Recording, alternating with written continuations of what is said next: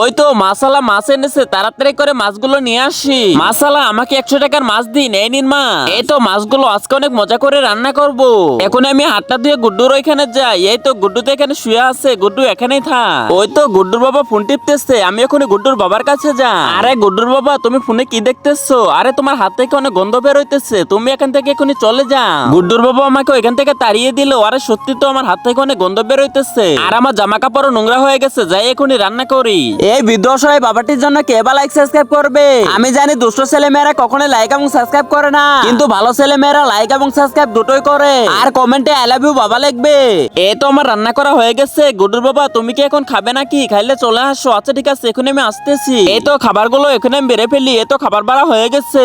এই যে দেখো খাবার এনেছি। তারাও এখানে মাছ ভাজা আনতেছি। এই তো মাছ ভাজাও এনেছি। এই নাও তুমি মাছ ভাজা নাও, খেয়ে নাও, দেখো অনেক মজা লাগবে। কিন্তু এই মাছ ভাজা থেকে তো অনেক গন্ধ বের হইতেছে, তুমি এসব খাইতে পারবে না। আরে গুড্ডুর মা, আমাকে তুমি মাছ ভাজা দিয়ে যাও। তুমি আবার বুঝো তোমার কেমন লাগে।